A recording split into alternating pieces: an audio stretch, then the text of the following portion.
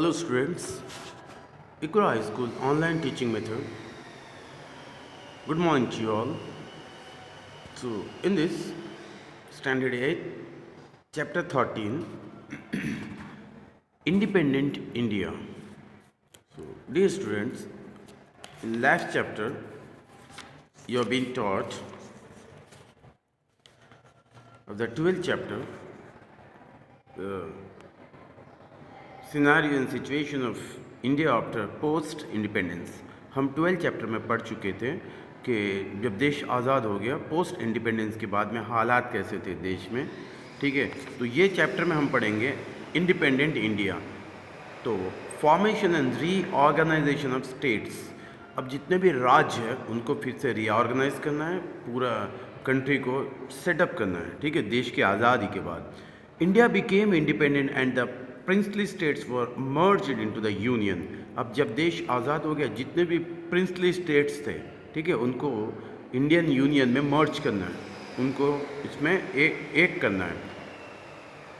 We had adopted a federal system of government. उस time में हमने इंडियन कॉन्स्टिट्यूशन में डॉक्टर बी आर अम्बेडकर के नेतृत्व में चेयरमैनशिप में, तो ठीक है, इंडिया ने कौन सा सिस्टम को अपनाया है? फेडरल सिस्टम ऑफ गवर्नमेंट को अपनाया. Hence there arose the question of forming the states as the major components of the Union of India.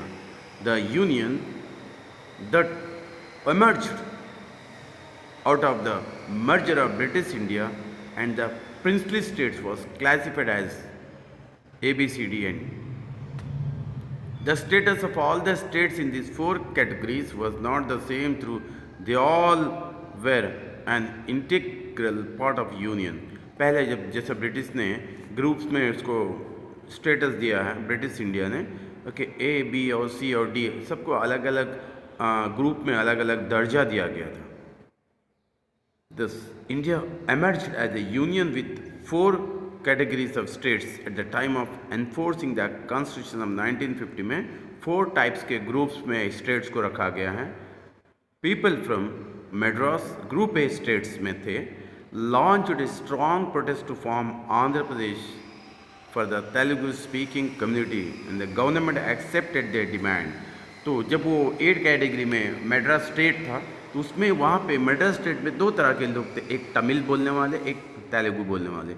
जो तेलुगु बोलने वाले थे वो लोग ने डिमांड किया कि हमें सेपरेट स्टेट हमें चाहिए और भाषा के आधार पे. तो गवर्नमेंट ने उसको एक्सेप्ट किया. On 1st October 1953 में Andhra Pradesh was formed as a new state on linguistic basis.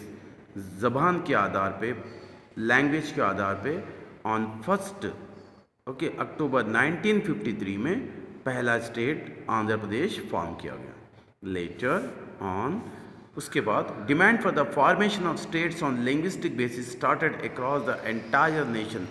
पूरे देश में ज़बान के आधार पर राष्ट्र को बांटना शुरू हो गया. तो यहाँ हम देखते हैं in December 1953 prime minister Jawaharlal Nehru appointed the states reorganisation committee. तो पहले जो हमारे देश के प्रधानमंत्री थे पंडित जवाहरलाल नेहरू, इन्होंने एक कमेटी को कायम किया, स्टार्ट किया. रीऑर्गेनाइजेशन स्टेट्स, फिर जितने भी राज्य उसको रीऑर्गेनाइज करना, सेटअप करना.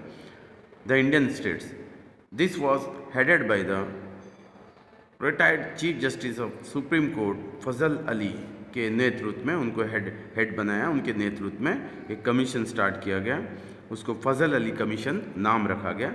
The bill regarding the reorganization states was passed in the parliament and was implemented from 1st November 1956 से स्टार्ट हो गई. वो बिल पार्लियामेंट में पास भी हो गई है. उसके बाद में फजल अली कमीशन के नेतृत्व में ये स्टार्ट हो गया स्टेट्स को रीऑर्गेनाइज करना.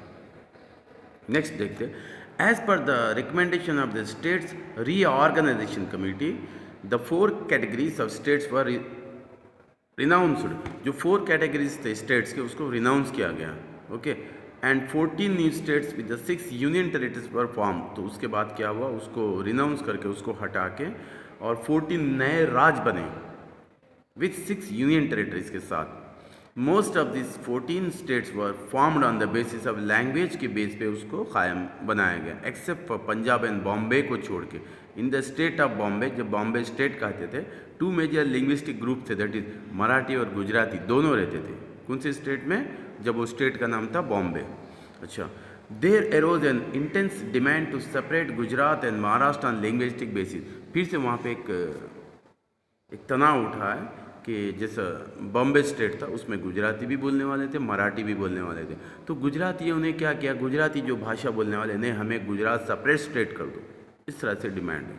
अब यहाँ पे देखते महागुजरात मूवमेंट, एक महागुजरात आंदोलन स्टार्ट हो गया, movement. The day when the bilingual recommendation for the state of Bombay was passed in the parliament, ये पार्लियामेंट में ये भी एक बिल पास हो चुकी है। A group of students of law college in Ahmedabad organise a meeting, वो लोग ने स्टार्ट किया, and they started a series of demonstration, सारे कंटिन्यूस डेमॉन्स्ट्रेशन वो लोग ने करके बताने लगे। Gradually this movement became more aggressive, और ये मूवमेंट बहुत ख़तरनाक होने लगा। तो उस वक्त पे क्या हुआ, Indulal Yagnik the promoter of the Mahagujarat movement के प्रमोटर थे, उन्होंने ये लीडरशिप को अपनाया और एक गुजरात को सेपरेट करने की। Okay, the Mahagujarat movement became violent with the passage of time, वक्त गुजरते गया तो ये एक आंदोलन रूज पे आने लगा। A series of protest and violent demonstration made it more intense and wide spread across entire Gujarat, पूरे गुजरात के अंदर में गुजरात सेपरेट करने की डिमांड रूज पे आने लगी। इंदुलाल याग्निक, जयंती दलाल, ब्रह्म Kumar Bhatt way the prominent leaders of this movement, ये जो आंदोलन के प्रमुख लीडर्स थे। महागुजरात जनता परिषद was formed under the leadership of Indulal Yagnik in September 1956 with the support of few and other political parties. The परिषद demanded for the separate Gujarat state. अब ये परिषद जो बनी थी, इनकी एक मांग थी कि सेपरेट गुजरात बनाया जाए। They would observe a bandh or a strike during the meeting of national leaders. Indulal Yagnik became a very popular leader and eventually became to be known as चाचा ऑफ जनता। ये मशहूर हो गए चाचा ऑफ जनता के नाम से, इनको एक लक़ब टाइटल मिला है। तो ये हो गया अपना Mahagujarat movement. Okay, so in continuation, so I will send you the second part. Thank you.